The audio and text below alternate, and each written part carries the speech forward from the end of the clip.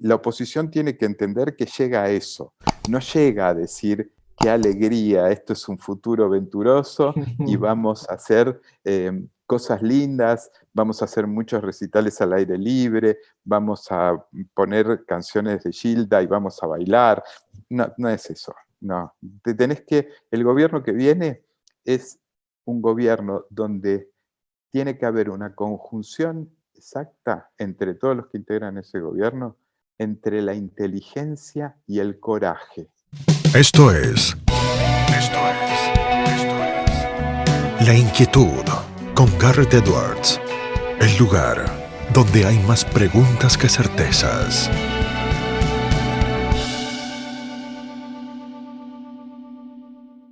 Damos vuelta de página aquí en La Inquietud por CNN Radio Rosario. Tenemos un enorme honor, placer y privilegio. Él es gestor cultural, ex director del Teatro Colón, columnista político, autor de La decadencia del relato acá, que yo se lo voy a decir, me encanta además no solo el título, sino la tapa del libro, imposible olvidarla. Director en la prestigiosa Cátedra Vargas Llosa del Premio Nobel de Literatura Mario Vargas Llosa. Es Darío Lopérfido quien está del otro lado. Darío, ¿cómo estás? Garrett Edwards te saluda. Hola Garrett, un placer, muchas gracias por el contacto. Gracias por sumarte, Darío. Si te parece, empezamos con una pregunta quizá de esas que son muy difíciles de responder, que son amplias, pero como para entrar en tema. ¿Qué es la cultura, Darío? A ver, yo creo que siempre es complejo de definir, porque si te referís a la versión de la función oficial, de la función pública, es curioso, porque uno se dedica a cosas que pertenecen al mundo de la cultura, que pertenecen al mundo de la literatura, que pertenecen al mundo del espectáculo. Después hay visiones antropológicas respecto de la cultura, de que la cultura es todo. Yo no puedo sustraerme a decir que fui ministro de Cultura, fui secretario de Cultura. Creo que en algún momento hay que sincerar que a los que nos dedicamos a esto no nos dedicamos, que es una generalidad decir cultura. Tiene muy poco, es una palabra que para el uso de la función pública tiene muy poca especificidad, ¿no? Como, a ver, voy a dar un ejemplo. Yo fui director del Teatro Colón. Sí. Lo que pasaba en el Teatro Colón pertenece al mundo de la cultura, bueno, pertenece al mundo de la música, pertenece al mundo del espectáculo. Una ópera es un espectáculo, la palabra de espectáculo no debe ser despectiva. O sea, ahora, el Teatro Colón forma parte del acervo cultural de la ciudad de Buenos Aires, sin ninguna duda. El Teatro Colón forma parte del acervo cultural de la ciudad de Buenos Aires y de la Argentina. Creo que es una palabra que sirve para que el interlocutor entienda a lo que te estás refiriendo, pero es una palabra a la que no hay que buscar la especificidad, porque además, como ya te dije, no es lo mismo lo que escribe un antropólogo cuando hace un estudio y dice estoy investigando la cultura de los mayas, que lo que dice un actor cuando se queja y dice más presupuesto para la cultura. O sea, la palabra es muy versátil. O sea, no, entonces, como le encuentro toda esa complejidad, intento no dar Una definición que limite. exactitud, claro. Es una palabra que todos entienden de lo que estamos hablando cuando decimos esa palabra, aunque sea una palabra que no sea exacta para definir algo. Interesante eso, Darío. Pensaba ahí con otras palabras que también muchas veces generan eso, ¿no? Como justicia, esa visión smithiana que uno a lo mejor no la puede conceptualizar, no se han puesto de acuerdo los autores tampoco ni los pensadores, pero uno cuando ve algo justo o ve algo injusto lo siente también, ¿no? Claro, sí. También son palabras, bueno, claro, justicia también tiene como depende del sentido que que le das, porque si le das el sentido al servicio de justicia, a lo que forma, es bastante claro y bastante específico, digamos. El tribunal es el encargado de brindar justicia. Ahora, si hablas de un acto de injusticia porque a una persona la estafaron, o hasta un locutor de fútbol puede decir, eso no fue penal, qué injusticia, te estás refiriendo a cosas completamente distintas.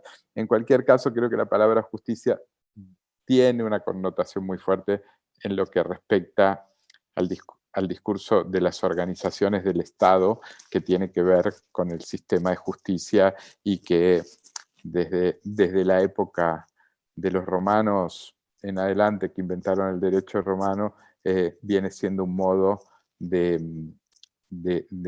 organizar la sociedad y de dar penas, y de cuando alguien viola una cosa, viola algo que tiene que ver con el derecho del otro, y en fin, el término justicia vinculado a la provisión de justicia es el más exacto, digamos, ¿no? El sistema de justicia. Darío, publicabas recientemente en Editorial Galerna con mucho éxito La decadencia del relato K, lo decía cuando te presentaba con una tapa muy sugerente ahí, con esas clásicas imágenes que estamos acostumbrados de cómo quedan los carteles cuando se van quitando, pegando, despegando, que uno lee parte de uno, parte de otro, ahí en esos colores verdes y azules, y si no es verde y azul es mi daltonismo, pero así es como yo No lo es verdad, veía. sí. Y tenías una frase que intentaba resumir de qué se trataba, ¿no? Con el kirchnerismo entiende que las cosas se resuelven con la fuerza en vez de con el diálogo, y a todo el que piensa diferente lo castiga. Argentino que está en un punto de quiebre y utilizando palabras de Sarmiento, debemos elegir entre civilización o barbarie. ¿Argentina sigue en ese punto de quiebre que describías en el libro, Darío? Sí, yo diría que se agudizó, ¿no? Como el libro tiene ya un año y en este tiempo se ha agudizado. Y yo es un poco también lo que, lo que creía que iba a pasar, y lo decía en el libro, y va a seguir agudizándose. Es un momento de quiebre, es un momento de decadencia de una fuerza política. Yo creo que el kirchnerismo, si se hacen las cosas bien, no le queda otro camino que morir, pero hay que terminar hay que terminar la labor, no hay que dejarlo. Yo uso una metáfora boxística. Cuando un boxeador está groggy, hay que noquearlo, porque si el boxeador está groggy y no lo noqueas, en su propia tontería puede tirar una mano así y te puede hacer daño. Pero el kirchnerismo, si uno atiende procesos históricos de fuerzas políticas similares, solo le queda morir, no morir, pero quedar en una expresión muy marginal, no ser más el decisor de la política argentina. Por otro lado, el kirchnerismo en su decadencia se sigue sometiendo a la Argentina a la decadencia, porque todavía está en el gobierno y todavía mantiene resortes de poder y resortes económicos y de cajas y un montón de cosas sobre la cual es muy complicado. Una fuerza decadente es un factor decisor todavía en la política argentina. Entonces, en ese sentido, yo lo que trato de mirar y de poner responsabilidad hoy es mucho más que en el kirchnerismo, es en la oposición, porque Sí. o sea, determinar con esta fuerza política mayoritaria y convertirla en lo que debe ser, que es una marginalidad histórica, va a tener que ver con lo que haga la oposición, y que no solo lo que haga para ganar las elecciones, sino lo que haga la oposición después. O sea, entre el momento de las elecciones y que asuma la oposición y los 6 meses siguientes, para mí, en mi opinión, se define si Argentina sigue en esta espiral de decadencia, o si tiene quizás una de sus últimas oportunidades de volver a ser lo que fue. Es muy impresionante, Darío, en eso que describís de la fuerza decadente, del lugar que parecería corresponderle en ese camino y en ese derrotero al kirchnerismo. Uno hace un paralelo quizá para pensar algunas discusiones, ¿no? Recientemente elecciones en Francia, gana Macron su segundo mandato, una Le Pen que por segunda vez consecutiva pierde con la extrema derecha, pero que muchos analizan va dejando su huella, va dejando su marca, es decir, aunque Le Pen no gana, todavía va pesando en lo que es el sentir francés. Acá con esta fuerza decadente que ya lleva 20 años, es cierto, con un interregno macrista en el medio. 2 tercios de mi vida, por ejemplo, para que lo pongamos, y probablemente Claro, 2 tercios de la claro. vida de mucha gente. ¿Cuán difícil va a ser revertir o construir sobre los cimientos destruidos y esa base que va a dejar completamente devastada el kirchnerismo? Porque digo, hay que construir una Argentina o ver cómo se empieza a rehacer la Argentina sobre esos 20 años de decadencia, ¿no? Sí, em, es exactamente como lo decís. A mí me interesa que se use mucho esa palabra, no respecto al próximo periodo de la oposición. Es reconstruir, no, no hace falta.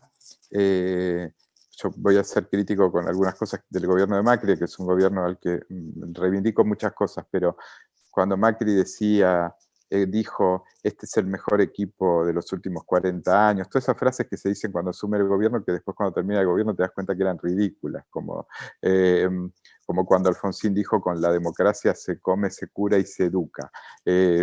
Si hay alguna frase que ha demostrado ser un fracaso, es con la narrativa del futuro gobierno en la Argentina no tiene que contener ninguna de esas cosas, tiene que contener solamente la reconstrucción y la batalla cultural, porque el kirchnerismo ha producido profundas distorsiones en, en, en la manipulación de la historia y en la manipulación de lo que tiene que ver con los sistemas de valores de una sociedad liberal y democrática, y por el otro lado, una reconstrucción de un Estado, que es el Estado argentino, que hoy no sirve para casi nada, más que para abastecer a los aparatos políticos. O sea, eso para mí son los dos ejes. Primero, por un lado, batalla histórica, no tener ningún empacho, batalla cultural, en discutir todos los paradigmas que esta gente instaló falsamente y hacerlos todos los días y con una tenacidad muy fuerte. Y por el otro lado, el Estado argentino, que no sirve para nada. O sea, no pueden seguir viniendo gobiernos y digan, bueno, vamos a ver qué hacemos con la agencia TELAM. La agencia TELAM no sirve para nada, lo único interesante que hay para hacer es cerrarla, es un aguantadero de gente vinculada a la política, que de agencia de noticias no tiene nada, que viene funcionando en los últimos días como difusor de noticias a favor de Putin, por decirlo, por ver lo Sí, que sí, por ha sido marcar el un cable ejemplo de de las cosas malas que está haciendo. esto, claro. Creo que Fernández tiene 23 ministerios. Yo creo que Macri, no me acuerdo, pero en un momento tuvo muchos también. Es una pavada, no sirve absolutamente para nada. No hacen falta en la Argentina porque eso lo que esos ministerios se crean y se hacen para pagarle a la política. Entonces, un diputado que perdió la elección va de ministro de tal, otro. ¿Para qué sirvió en estos últimos años el Ministerio de la Mujer? ¿A qué mujer le sirvió? Solamente a las mujeres que trabajan ahí le sirvió el Con Ministerio de la guarismos, Mujer. además, cada vez peores en lo que refiere a la violencia contra las mujeres en la Argentina, por si faltaba Claro, por algo. supuesto, doctor, y porque además la violencia contra las mujeres es un tema importantísimo y que tiene que ver con el sistema judicial y que tiene que ver con un montón de cosas, no tiene que ver con una señora que está de ministra en un lugar y dice, estamos preocupadas, vamos a hacer una exposición de cuadros del sufrimiento de los trans. O sea, eso se puede hacer y perfectamente, no hace falta un ministerio, no hacen falta o sea, no hace falta más de 8 o 9 ministerios en la Argentina. Vos, qué sé yo, el Ministerio de Turismo. Turismo podría ser una secretaría del Ministerio de Economía, el Ministerio de Medio Ambiente, los ministerios que sirven, todo el mundo sabe y que son necesarios, todo el mundo sabe cuáles son. Son el Ministerio del Interior, el Ministerio de Economía, el Ministerio de Educación, el Ministerio de Salud, el Ministerio de Acción Social, o sea, todo lo demás es un invento de la política para mantener a la política. O sea, empresas públicas. ¿Qué pasa hoy en la Argentina cuando tenés que viajar en avión? Los pasajes son carísimos. Carísimos. ¿Por qué? ¿Por qué finalmente? Porque finalmente, por ser una empresa copada, Aerolíneas Argentinas es casi monopólica, destrozó todas las nociones de competencia, hicieron lo posible para que el AN se vaya, para que la TAM se vaya, para que el Palomar no funcione, para que las low cost no funcionen. ¿Y eso qué es? Una empresa copada. Es muy curioso cómo el kirchnerismo repitió una metodología de los 70. En los 70 se hablaba de copar. La militancia montonera, por ejemplo, decía, vamos a copar esa empresa o vamos a copar esa universidad. Esto el kirchnerismo lo hizo con el Estado. O sea, coparon, la televisión pública está copada por el kirchnerismo.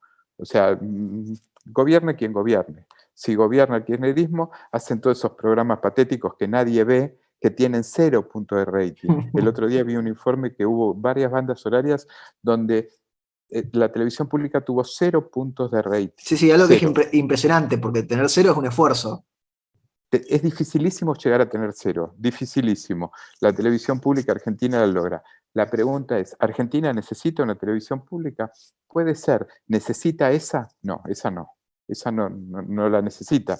Puede necesitar una televisión pública nueva, chiquitita, en otro edificio, con pocos empleados. Televisión no se hace más con esas cámaras grandotas y esos estudios grandotes. Y así yo te podría nombrar muchísimas cosas donde el otro día se dio una discusión muy intensa en torno al cine, en torno al Inca. Vuelvo a decir, algunos dicen que el Inca hay que cerrarlo, otros dicen que el Inca no hay que cerrarlo. Probablemente yo diga que el Inca no hay que cerrarlo porque tiene que ver, digamos, con la caracterización del cine como industria y que si uno ve los ejemplos del mundo, la mayoría del mundo tiene institutos de cine o tiene desgravaciones impositivas para fomentar, porque el cine es una industria, entonces es como un incentivo industrial, digamos. Ahora, este Instituto de Cine Argentino, que se ha dedicado a hacer películas, cambiando la historia, y que han hecho películas y que de muchísimas películas que se hicieron, no la vieron ni 500 espectadores. 500 es una función de un cine grande por la mitad. Es todo lo que... Ni siquiera los familiares de los que hicieron la película.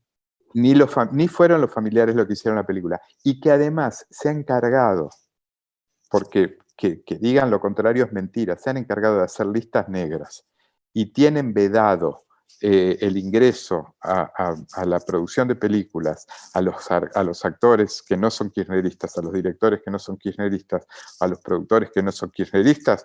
Ellos podrán decir cualquier cosa. Yo estuve ahí adentro, yo lo conozco a todos, o sea, y conozco las listas negras y lo que ha pasado en los años del kirchnerismo.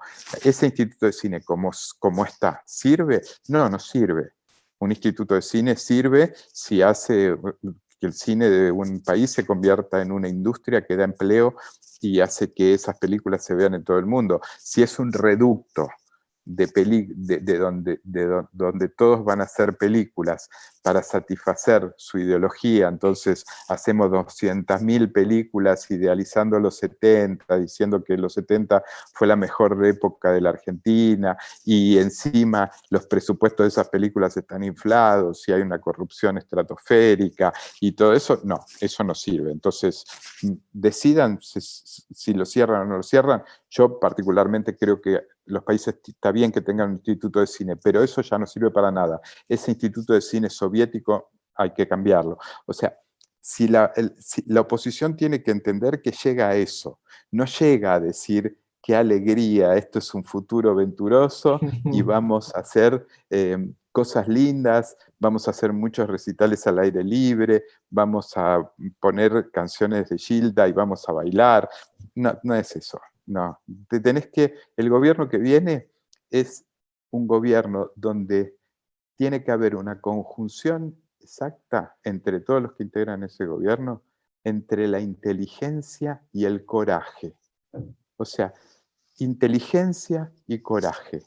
Si hay inteligencia y no hay coraje, no sirve, porque hay que tomar muchas medidas muy duras, muy duras, muy duras, muy duras, y hay que ir a tocarle los intereses a un montón de corporaciones mafiosas, nefastas, que hay en la Argentina. O sea, y hay que ser inteligente porque hay que hacer una administración que haga recrear un marco de confianza internacional por la Argentina que haga que vuelva, porque esto de que llego al gobierno y viene la lluvia de inversiones es un chiste.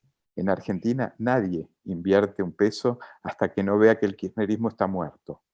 O sea, y esto Garrett, no es lo digo hace mucho tiempo, pero no solo es por mi trabajo, he tenido oportunidad de conversar con representantes de grandes empresas, y todo, te dice, esto de que cambia el gobierno y vamos a Argentina, no, o sea, porque para que pase lo que pasó la vez pasada, no hay lluvia de inversiones.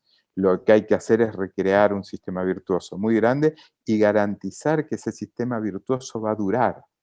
Porque el problema es que si vos no garantizás que ese sistema virtuoso dure, nadie va a poner un centavo en la Argentina porque dice, si a los 4 años va a volver otra bestia populista que va a cambiar al regulador, que ¿Para va a qué? cambiar a esto, ¿para qué? O sea, hay muchas empresas en el mundo, son empresas que invierten a larguísimo plazo, no van a invertir, ninguna empresa importante va a hacer una inversión muy grande en un país a 4 años.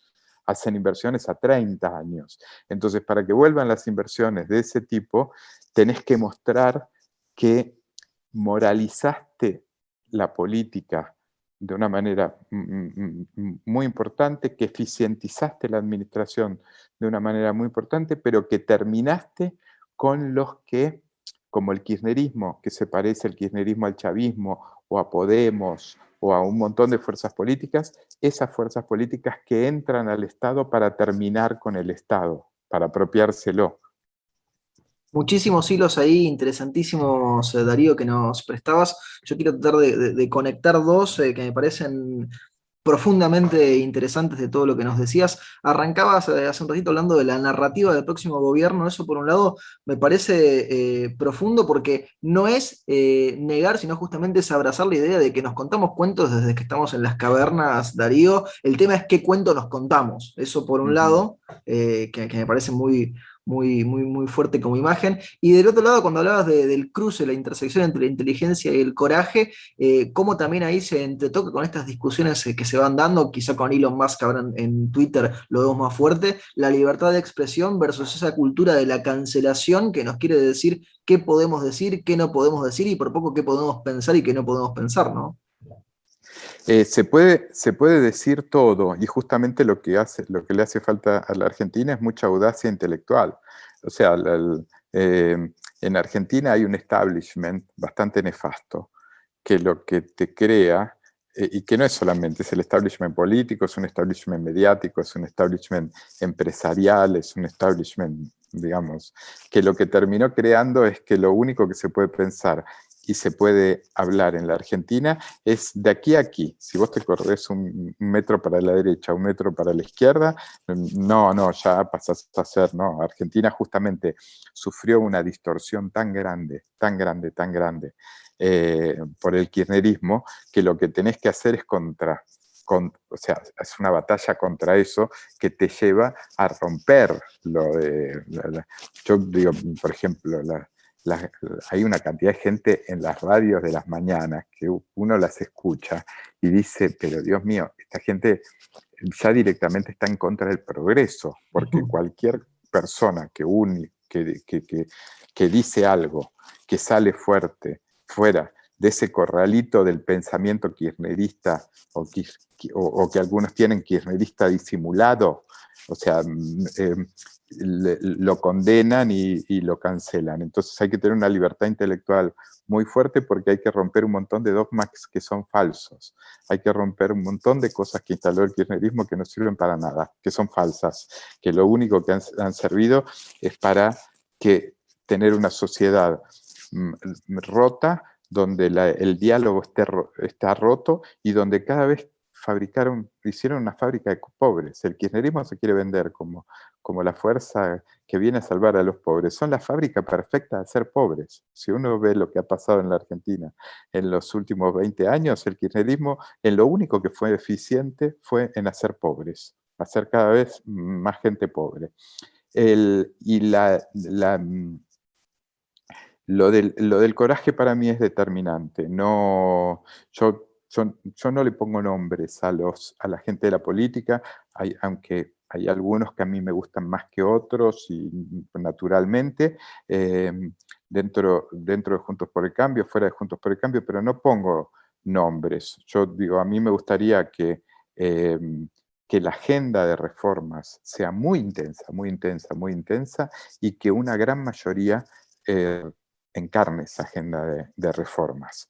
O sea, llegar al gobierno para después no querer cambiar las grandes cosas, o no querer tocar los grandes intereses, o no se puede más. O sea, hay que pensar con audacia, hay que pensar más allá. O sea, es decir, Argentina va a seguir teniendo sindicatos que son financiados por el aporte sindical de todos los trabajadores, o tendríamos que ir a un sistema sindical donde el aporte sindical sea voluntario. Si yo no quiero aportar al sindicato, ¿por qué me obligan? Eso ha sido una cosa tremenda, una corporación que le ha dado a un montón de gente un poder enorme, y además lo que le ha generado es que sean ricos. Los sindicalistas argentinos son ricos, o sea, hay buenos tipos, o sea, hay mafiosos como Moyano, y hay otros que son buenos tipos, pero los mafiosos y los buenos tipos son ricos todos. O sea, hay sindicalistas como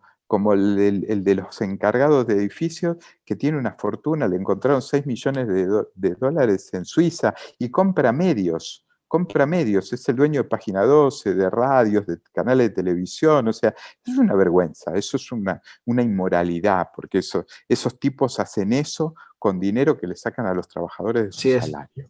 O sea, y eso lo vamos a cambiar, señores de la oposición, señores Macri, Larreta, Milei, López Murphy, Esperte, quien sea, Lustó, Morales, ¿van a cambiar eso?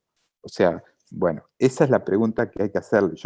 Yo, aunque yo tenga mis preferencias, claramente mis preferencias son con López Murphy, con Macri, con Patricia Bullrich, o sea, me gustan más a mí, pero digo, todos los candidatos no kirchneristas tendrían que mostrar un programa donde se involucren todas las reformas de profundísimo calado que se comprometen a hacer.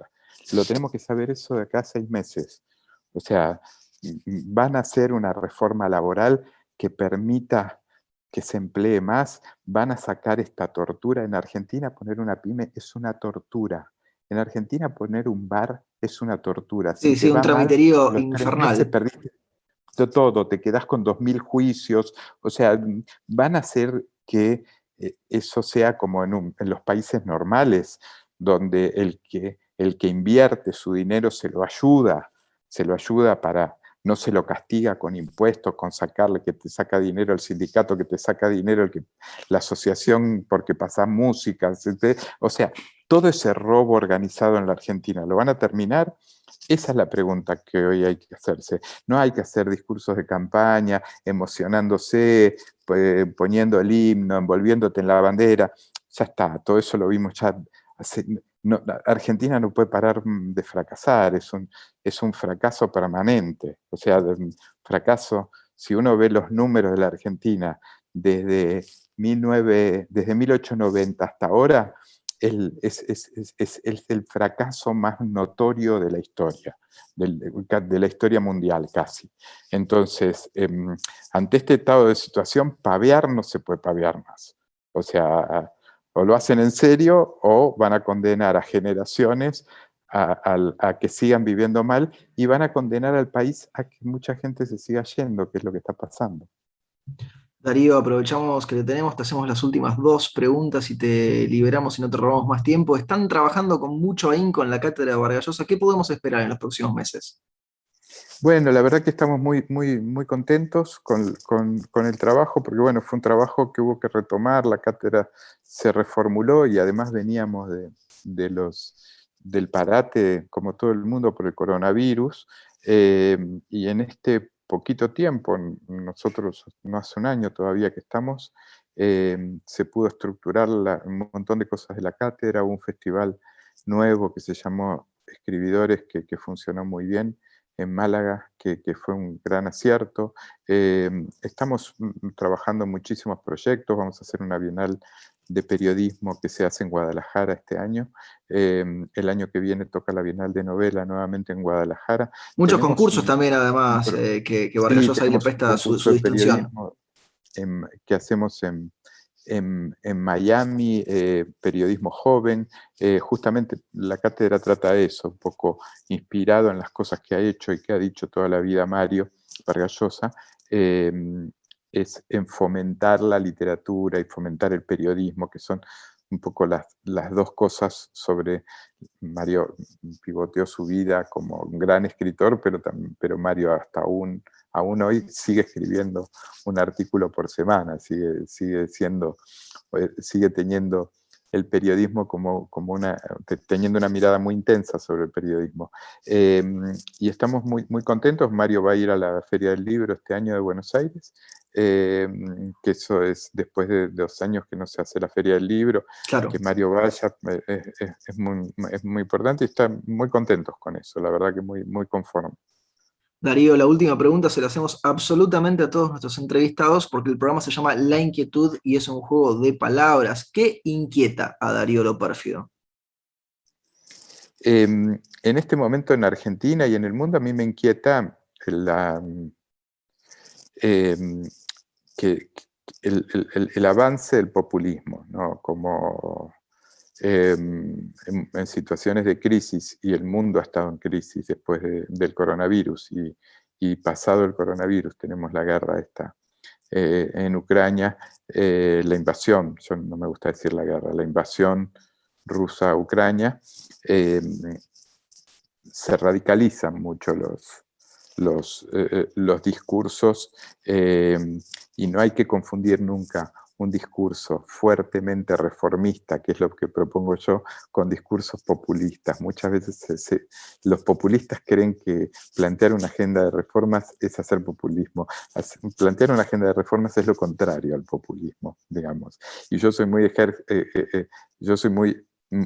ferviente defensor de los programas de reforma, pero no es me llevo todo por delante un programa de reforma. Un programa de reforma es un programa meticuloso, hecho casi por cirujanos, que van a ir a donde está el cáncer y lo van a operar y lo van a sacar. El populismo confunde todo eso. Vos mencionabas antes lo de Francia. Lo de Francia a mí me alegró mucho que haya ganado Macron, pero digo, lo de Le Pen es un dato a mirar, pero el 20% de Mélenchon también. O sea, si en Francia hay tanta gente que vota a Le Pen y a Mélenchon que representan populismo, pero un populismo no es mejor Le Pen que Mélenchon, ni Mélenchon que Le Pen. O sea, los dos representan un populismo que no tiene nada que ver con las democracias, con la idea de progreso y las democracias liberales. Y eso aparece en muchos lugares del mundo cuando aparece en crisis. Y el mundo está en crisis. Entonces a mí me inquieta mucho, y me inquieta, pienso todo el tiempo en cómo la democracia liberal que no tiene esos fuegos artificiales que tiene el populismo y que hacen que mucha gente adhiera al populismo, cómo la democracia liberal puede ser nuevamente la que saque al mundo de estas crisis. Darío, te agradecemos muchísimo el tiempo que te has tomado para charlar con nosotros y con nuestra audiencia y te mandamos un fuerte abrazo. Un abrazo, Garrett, un placer, a la disposición siempre. Lo teníamos a Darío Lo Pérfido aquí en La Inquietud por CNN Radio Rosario. Esto fue La Inquietud con Garrett Edwards. Síguenos en redes sociales y en www.edwards.com.ar.